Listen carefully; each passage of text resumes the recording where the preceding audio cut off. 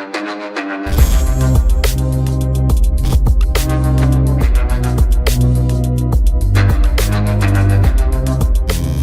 वालेकुम गाइस, कैसे हैं आप। उम्मीद करता हूं कि आप सब खैरियत से होंगे, खुश होंगे और हमारी दुआ है कि आप हमेशा खुश रहें, हंसते और मुस्कुराते रहें। मेरा नाम है रहमान अनवर और मैं मोहम्मद और मैं मुजफ्फर इकबाल। और आज हम इस वीडियो पर रिएक्ट करने जा रहे हैं। इस वीडियो का टाइटल है Pakistan will break into 3 pieces says Imran Khan. तो इमरान खान साहब ने एक और भाई बात बोली है तो जिसको काफ़ी लोग कवर कर रहे हैं। चलो खैर, सबसे पहले वीडियो देखते हैं। अगर वीडियो पसंद आए तो लाइक सब्सक्राइब ज़रूर कीजिएगा और कमेंट में अपनी राय का इज़हार ज़रूर कीजिएगा। तो चलो वीडियो करते हैं शुरू।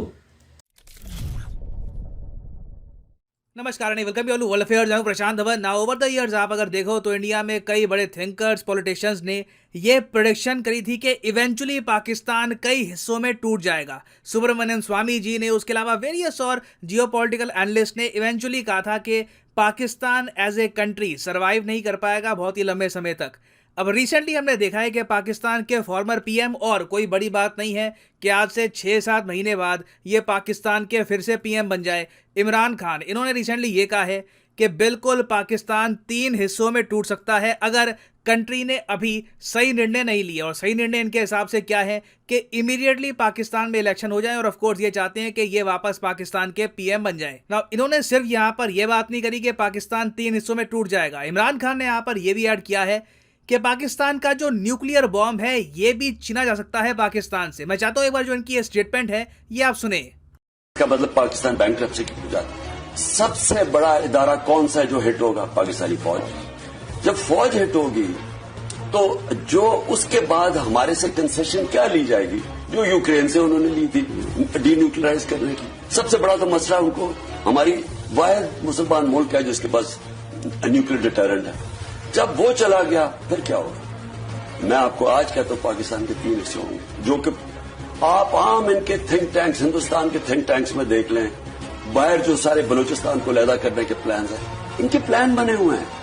तो इस बात अगर सही फैसले नहीं किए जाएंगे, मुल्क खुदकुशी करने पे जा रहा है। और मैं आपको ये बता दूं कि इंडियन पर्सपेक्टिव से आप अगर सोच कर देखें तो डिसइंटीग्रेशन ऑफ पाकिस्तान ये इंडिया की हिस्ट्री का, मैं कहूँगा, सबसे इंपॉर्टेंट जियोपॉलिटिकल इवेंट होगा। It will be for us. ये 1971 वॉर से भी बड़ा होगा, ये यूएसएसआर के ब्रेकअप से भी बड़ा होगा, क्योंकि इसका बहुत ही मैसिव जियोपॉलिटिकल इम्पैक्ट आएगा इंडिया पर।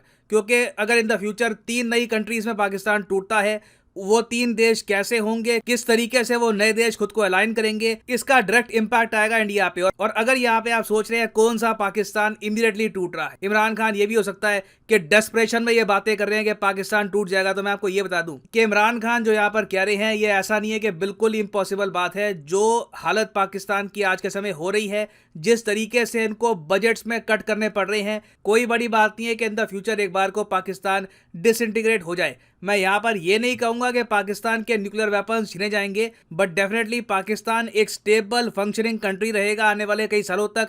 इसकी पॉसिबिलिटी काफ़ी लो है। तो डिस्कस करते हैं इस टॉपिक को, बहुत इंपॉर्टेंट है इंडियन पर्सपेक्टिव से। मगर आगे बढ़ने से पहले आपसे क्वेश्चन पूछूंगा। क्वेश्चन यहाँ पर यह है कि हाल ही में किस देश ने फ्री ट्रेड एग्रीमेंट साइन किया है इजराइल के साथ? बहुत न्यूज़ में है ये टॉपिक, बहुत आर्टिकल्स पब्लिश हुए हैं कि किस देश ने फ्री ट्रेड एग्रीमेंट साइन किया है with the country of Israel. Option है आपकी इंडिया, यूएई, चाइना या फिर सऊदी अरेबिया। सब लोग कमेंट सेक्शन में आंसर करो। जो लोग सही आंसर करेंगे मैं कोशिश करूंगा कि उनकी कमेंट को हार्ट दे दूं ताकि बाकी लोग भी समझ पाएं कि सही आंसर क्या है। नाउ इमरान खान ने अपने रिसेंट इंटरव्यू में बहुत सी बातें बोली। इन्होंने पहली बात तो यहाँ पर यह ऐड करी कि पाकिस्तान की जो एक्चुअल प्रॉब्लम है ये इनकी एस्टैब्लिशमेंट है। और मुझे बड़ा, क्या बोलूँ, क्या वर्ड यूज़ करूँ यहाँ पे, बड़ा अजीब सा लगता है कि ये लोग खुल के आर्मी आईएसआई नहीं बोलते। डर इतना है क्योंकि खुल के आर्मी आईएसआई आपने अगर बोल दिया तो कानून ऐसे बने हुए हैं कि आपको जेल हो जाएगी। तो इनके यहाँ कोड वर्ड चलता है एस्टैब्लिशमेंट। जब भी ये लोग कहते हैं एस्टैब्लिशमेंट मतलब कि आर्मी, तो इमरान खान ने यह कहा कि पाकिस्तान में जो एक्चुअल प्रॉब्लम है ये इनकी आर्मी आईएसआई है। आर्मी आईएसआई अगर सही निर्णय नहीं लेगी, बेसिकली इमरान खान ये चाहते हैं कि आर्मी आईएसआई मिलकर जो करंट गवर्नमेंट अभी चल रही है पाकिस्तान में, जहां पर पीएम है शहबाज शरीफ, इनको रिमूव कर दे और फोर्सफुली इलेक्शन करवा दे पाकिस्तान में, जिसका ऑफ कोर्स पॉलिटिकल बेनिफिट मिलेगा इमरान खान को। और पाकिस्तान की एस्टैब्लिशमेंट को यह सब क्यों करना चाहिए? तो इमरान खान का यहाँ पर तर्क यह है कि देखो इंडिया में खुशियां मनाई जा रही थी जब इमरान खान को हटाया गया था एज पाकिस्तान प्राइम मिनिस्टर। ये उन्होंने खुद कहा है कि शहबाज शरीफ को इंडियंस देखते हैं एज एन इंडियन। इंडियंस को लगता ही नहीं है कि ये पाकिस्तान का पीएम है। इंडियंस चाहते हैं इनके हिसाब से, इमरान खान के हिसाब से, कि इमरान खान पावर में ना रहें, क्योंकि इनकी पॉलिसी इंडिया के अगेंस्ट, इजराइल के अगेंस्ट, यूएस के अगेंस्ट, लिटरली इन्होंने 3 कंट्रीज का नाम लिया यहाँ पर, इंडिया, इजराइल, यूएस, इन तीनों के अगेंस्ट बहुत ज़्यादा सख्त थी, बहुत ज़्यादा हार्ड थी। तो तीनों देश चाहते हैं कि इमरान खान पावर से बाहर रहे। मगर ये यहाँ पर कहते हैं कि अगर मैं पावर से बाहर रहा और जो सिचुएशन चल रही है, सिचुएशन अरे चली, तो पाकिस्तान बिल्कुल डिफ़ॉल्ट की तरफ बढ़ रहा है। और एक बार पाकिस्तान ने डिफ़ॉल्ट कर दिया तो उसके बाद कोई बड़ी बात नहीं है कि डिसइंटीग्रेशन हो सकती है पाकिस्तान की, और इवन पाकिस्तान की आर्मी भी उस डिसइंटीग्रेशन को नहीं बचा पाएगी। क्योंकि याद रखिएगा, आर्मी भी पैसों पे चलती है। जब पैसों की कमी आएगी तो पाकिस्तान की जो मिलिट्री है, आर्मी है, आईएसआई है, उसके अंदर भी आपको बंटवारे होते हुए दिखेंगे। और अगर यहाँ पे आप सोच रहे हैं वेल क्या पाकिस्तान में जेन्युइनली ऐसी हालत है कि इतना पैसा इनके पास बचेगा नहीं कि इनके बहुत सारे प्रोविंसेस टूटना शुरू कर देंगे, तो इसका आंसर है हाँ, बिल्कुल। रिसेंटली हमने देखा है कई सालों के बाद पाकिस्तान ने मजबूरी में आकर पाकिस्तान ऑक्यूपाइड कश्मीर का जो बजट है ये कट करने का फैसला किया है। यहाँ पर आप देख पाओगे पाकिस्तान ने टोटल जो पीओके डेवलपमेंटल बजट है ये 2.5 बिलियन रुपीस कम कर दिया है, और जो इनका नॉर्मल बजट है ये 7 बिलियन रुपीस कम कर दिया है। और ऐसा नहीं है कि पाकिस्तान मजबूरी में आकर अब पीओके में कम पैसा लगा रहा है। पीओके का बजट वैसे इनका बहुत ज्यादा कम था। आप अगर देखो जो इंडियन साइड है कश्मीर की, वहां पे हालत फिर भी काफी हद तक ठीक है। पाकिस्तान साइड में हालत बहुत ज्यादा खराब है लोगों की। बट ओवरऑल पाकिस्तान की सरकार के पास फंड्स की इतनी कमी है कि इनको पाकिस्तान ऑक्यूपाइड कश्मीर के बजट के साथ साथ पाकिस्तान का जो एजुकेशन बजट है, जो एजुकेशन में ये लोग थोड़ा बहुत खर्चते थे, ये इनको और कट करना पड़ रहा है। और रीजन इसका सिंपली ये है कि आसपास के देश यूजुअली जो पाकिस्तान को बचाने के लिए आते थे, जैसे कि सऊदी अरेबिया, यूएई, इवन मैं कहूँगा चाइना, ये सब कंट्रीज अब इमीडिएट बेसिस पर पाकिस्तान को लोन नहीं दे रहे। इन सब देशों ने ये कहा है आप सीधा बात करो इंटरनेशनल मॉनेटरी फंड से। और आईएमएफ ने बहुत ज़्यादा सख्त शर्तें रखी है पाकिस्तान के सामने। ऑलमोस्ट आप कह लीजिए आईएमएफ एज ए डॉक्टर ये कह रहा है कि पाकिस्तान की इकोनॉमिक सर्जरी करनी पड़ेगी इनको, तभी ये कंट्री सर्वाइव कर पाएगा। इनके लोगों को, इनकी इंडस्ट्री को बहुत कष्ट सहना होगा आने वाले कुछ सालों तक, तभी इनके यहाँ सिचुएशन कंट्रोल में हो पाएगी। और जो ये कष्टों की मैं यहाँ पर बात कर रहा हूँ, यहाँ पर सिंपली इसका मीनिंग ये है कि इस्लामाबाद से बाकी पाकिस्तान में फंड्स नहीं जाने वाले। और देखो हिस्ट्री में हमने देखा है कि कंट्रीज का जो डिसइंटीग्रेशन होता है वो इसी वजह से होता है। आप अगर यूएसएसआर को देखो, 1991 से पहले जो कंट्री था यूएसएसआर, जहाँ पे आपको पता होगा ये सारे कंट्रीज मिलकर एक यूनियन फॉर्म करके बैठे थे। Russia, Ukraine, Armenia, Estonia, Latvia, Lithuania, बहुत सारी और देश है, किर्गिस्तान, तजिकिस्तान वगैरह। इनका जो डिसइंटीग्रेशन हुआ था, इसका एक बहुत ही बड़ा फैक्टर बताया जाता है कि अंदर से यूएसएसआर इकोनॉमिकली काफी कमजोर हो चुका था कंपेयर टू वेस्टर्न कंट्रीज। और 2012 में कैम्ब्रिज यूनिवर्सिटी ने इस पर एक प्रॉपर स्टडी पब्लिश करी कि किस तरीके से वेस्टर्न कंट्रीज ने आईएमएफ, वर्ल्ड बैंक और वेरियस जो फाइनेंशियल इंस्टीट्यूशंस हैं इनका इस्तेमाल करके यूएसएसआर को कंप्लीटली बैंकरप्ट कर दिया था। तो पाकिस्तान जैसी कंट्री में, जहां पर वैसे ही नेशनहुड का कॉन्सेप्ट इतना कुछ है नहीं, ये लोग ऐसे थियोक्रेटिक स्टेट अपने आप को जरा प्रमोट करते हैं, तो ऐसी कंट्री में जब इस्लामाबाद से फंड्स नहीं आएंगे, बलूचिस्तान में ऑलरेडी इंडिपेंडेंस की स्ट्रगल चल रही है, केपीके में भी बहुत सारे ग्रुप्स हैं वो अलग होना चाहते हैं, तो ये दोनों जो दो बड़े हिस्से हैं ये आराम से पाकिस्तान से अलग हो सकते हैं। और इनके पास रीजन भी होगा कि हम अलग हो भी क्यों ना, जब इस्लामाबाद हमको फंड्स ही प्रोवाइड नहीं कर रहा। और अभी आप देखेंगे पाकिस्तान में जो एक्चुअल बजट कट हैं ये आपको देखने को मिलेंगे 10 जून को। याद रखिएगा ये डेट 10 जून बहुत ही इंपॉर्टेंट है, क्योंकि ये वो डेट है जब पाकिस्तान अपना बजट अनाउंस करने वाला है। बताया जा रहा है कि आईएमएफ की सारी शर्तें मोस्ट प्रोबेबली इनकी सरकार मान लेगी, नहीं मानेगी तो it will be there loss. और जैसे ही पाकिस्तान ने आईएमएफ की शर्तें मान ली, आप देखोगे पेट्रोल, डीजल, बायोगॉट, everything in Pakistan will become much much more expensive. और ऐसे सिनेरियो में पाकिस्तान को एज ए कंट्री यूनाइटेड रख पाना बहुत ही मुश्किल होगा ना। वापस आते हैं अपने प्रश्न की तरफ जो मैंने आपसे पूछा था कि रिसेंटली किस कंट्री ने फ्री ट्रेड एग्रीमेंट साइन कर लिया है इजराइल के साथ। तो अगर आपका यहाँ पे आंसर है ए इंडिया, तो आप गलत हैं, क्योंकि सही उत्तर यहाँ पे है option B United Arab Emirates. ये भी अजीब है। मैं आज भी कहूँगा पाकिस्तान की बहुत सारी इकोनॉमिक जो कंडीशन है सही हो सकती है अगर ये इजराइल को एक्सेप्ट कर लेते हैं as a country. Already Arab countries accept कर चुकी है, यूएई ने तो फ्री ट्रेड एग्रीमेंट साइन कर मारा। यहाँ पर आप देख पाओगे कितनी सुंदर फोटो है। दोनों कंट्रीज पीसफुली डेवलप करेगी, प्रॉस्पर करेगी, एक दूसरे के एग्जिस्टेंस को एक्सेप्ट करेगी, लोग आपस में घुलेंगे मिलेंगे, एक नए भविष्य की तरफ आगे बढ़ेंगे। मगर जब एक कंट्री बिल्कुल अड़ जाता है और बिल्कुल आप कह लीजिए फ्लेक्सिबल नीति नहीं अपनाता, तब उसका हाल काफ़ी हद तक पाकिस्तान जैसा ही होता है।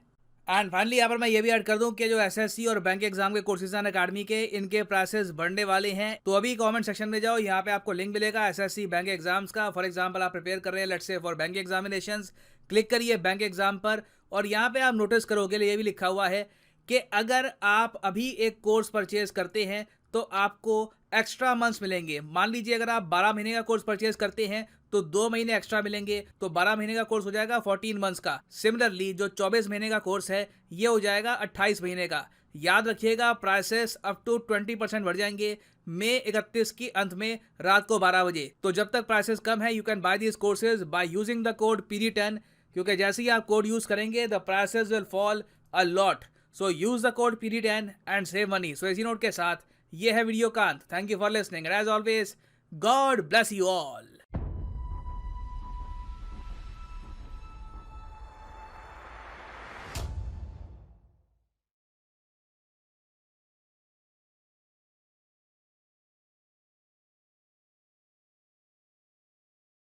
हाँ जी गाइस, तो जैसा कि आप वीडियो देख रहे थे तो वीडियो भी काफ़ी ही इंटरेस्टिंग थी और बहुत ही अच्छा एक्सप्लेन किया सरप्रशान ने। और जो इमरान खान साहब ने बात की है वो तो भाई बिल्कुल एक ना गलत बात है, क्योंकि ऐसे भाई अपने वज़ीर आज़म बनने के लिए सब बोलते हैं कि आपको भाई कौन सी ज़रूरत है कि आप ऐसे स्टेटमेंट दें। हालांकि उन्होंने जहाँ बैठकर स्टेटमेंट दी थी उनके प्रोग्राम में उस बंदे का नाम भाई समी इब्राहिम है और पैमरा ने उनका भाई जो प्रोग्राम है वो भी भाई बंद कर दिया वो स्टेटमेंट सुनने के बाद। उसकी जड़ों में भी भाई बैठे हैं और पाकिस्तान की जड़ों में भी स्टेटमेंट कौन सी स्टेटमेंट यार एक उन्होंने अगला चेहरा ही दिखाया ना कि अगर हम इस तरह सर्वाइव चेहरा नहीं ये करते। कौन सा दिखाने वाला है, ये कोई चेहरा नहीं दिखाने वाला है। ऐसी कौन सी भाई बातें करने वाली होती भाई है। मैं इमरान खान की सपोर्ट नहीं कर रहा, मैं वैसे कह रहा हूँ Support वाले कि यार उसने एक 3 ही लफ्ज बोले हैं ना कि उसने ये कहा कि अगर हम अभी जो यहाँ पे सिचुएशन चल रही है